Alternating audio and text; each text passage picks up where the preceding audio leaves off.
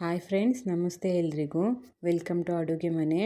ನಾನಿವತ್ತು ತುಂಬ ಸಿಂಪಲ್ಲಾಗಿ ಮತ್ತು ತುಂಬ ಟೇಸ್ಟಿಯಾಗಿ ಟೊಮೆಟೊ ಹಾಲು ಕುರ್ಮನ ಮಾಡೋದನ್ನ ತೋರಿಸ್ತಿದ್ದೀನಿ. ಇದು ಮಾಡೋದು ತುಂಬ ಈಸಿ ಮತ್ತು ಅಷ್ಟೇ ಟೇಸ್ಟಿಯಾಗಿರುತ್ತೆ. ರೊಟ್ಟಿ, ಚಪಾತಿ ಮತ್ತು ದೋಸೆ ಜೊತೆಗೆ ಸೂಪರ್ ಕಾಂಬಿನೇಷನ್ ಅಂತಲೇ ಹೇಳ್ಬೋದು.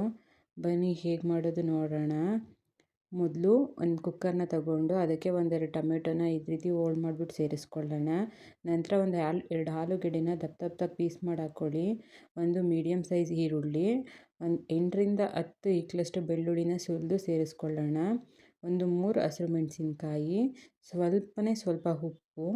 ನಂತರ ಟೊಮೆಟೊ ಮತ್ತು ಆಲೂಗೆಡ್ಡೆ ಮುಳುಗುವಷ್ಟು ನೀರನ್ನು ಸೇರಿಸ್ಕೊಂಡು ಲಿಡ್ ಕ್ಲೋಸ್ ಮಾಡ್ಕೊಳ್ಳೋಣ. ಲಿಡ್ ಕ್ಲೋಸ್ ಮಾಡಿ ಒಂದು 2 ವಿಷಲ್ ಕೂಗಿಸ್ಕೊಳ್ಳೋಣ. ಇದು ಚಪಾತಿ ಜೊತೆಗೆ ರೊಟ್ಟಿ ಜೊತೆಗೆ ಸೂಪರ್ ಟೇಸ್ಟ್ ಕೊಡುತ್ತೆ. ನೀವು ಮನೇಲಿ ಒಂದ್ಸಲ ಟ್ರೈ ಮಾಡಿ.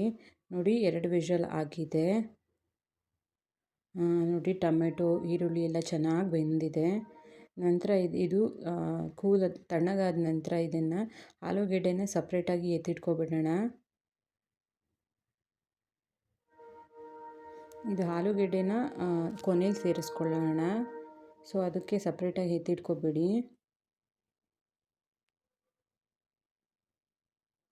ನಂತರ ನಾವಿಲ್ಲಿ ಟೊಮೆಟೊ, ಈರುಳ್ಳಿ ಮತ್ತು ಹಸಿರು ಮೆಣಸಿನ್ಕಾಯಿ, ಬೆಳ್ಳುಳ್ಳಿ ಏನಿದೆ ಬೇಯಿಸಿರೋದು ಅದನ್ನು ಕಂಪ್ಲೀಟಾಗಿ ತಣ್ಣಗಾದ ನಂತರ ಒಂದು ಮಿಕ್ಸಿ ಜಾರ್ಗೆ ಸೇರಿಸ್ಕೊಂಡು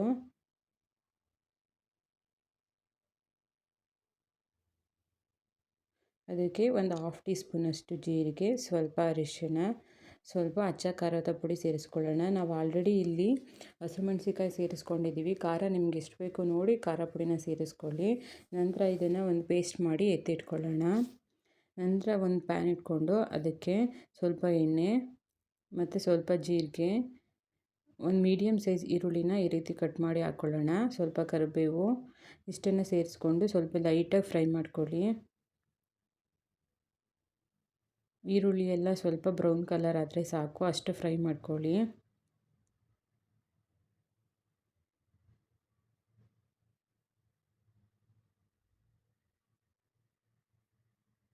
ನಂತರ ಫ್ರೈ ಮಾಡ್ಕೊಂಡ ನಂತರ ಇಲ್ಲಿ ನಾವು ರುಬ್ಬಿರ್ತೀವಲ್ವ ಪೇಸ್ಟ್, ಅದನ್ನು ಸೇರಿಸ್ಕೊಳ್ಳೋಣ.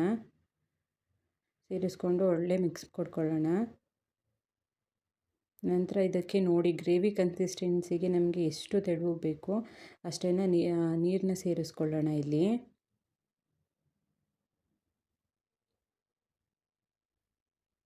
ನೋಡಿ, ಎಷ್ಟು ತಿಕ್ಕಾದರೆ ಸಾಕು. ನಾವು ನಂತರ ಆಲೂಗೆಡ್ಡೆನ ಸೇರಿಸ್ಕೊಳ್ಳೋದ್ರಿಂದ ಗ್ರೇವಿ ಇನ್ನೂ ಸ್ವಲ್ಪ ಗಟ್ಟಿಯಾಗತ್ತೆ.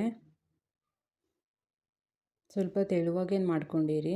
ನಂತರ ನಾವು ಆಲೂಗೆಡ್ಡೆ ಎತ್ತಿಟ್ಕೊಂಡಿರ್ತೀವಲ್ಲ ಅದನ್ನು ಸಿಪ್ಪೆ ತೆಗೆದ್ಬಿಟ್ಟು ಈ ರೀತಿ ದಪ್ಪ ದಪ್ಪದಾಗಿ ಸ್ಮ್ಯಾಶ್ ಮಾಡಿಕೊಂಡು ಸೇರಿಸ್ಕೊಳ್ಳೋಣ.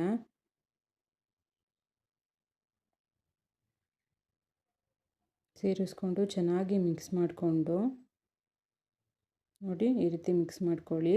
ನಾನು ಮೊದಲೇ ಹೇಳ್ದಾಗೆ ಆಲೂಗೆಡ್ಡೆ ಸೇರಿಸಿದ ನಂತರ ಗ್ರೇವಿ ಸ್ವಲ್ಪ ತಿಕ್ಕಾಗಾಯಿತು. ನಂತರ ಇದಕ್ಕೆ ನಾವು ರುಚಿಗೆ ತಕ್ಕಷ್ಟು ಉಪ್ಪನ್ನು ಸೇರಿಸ್ಕೊಳ್ಳೋಣ.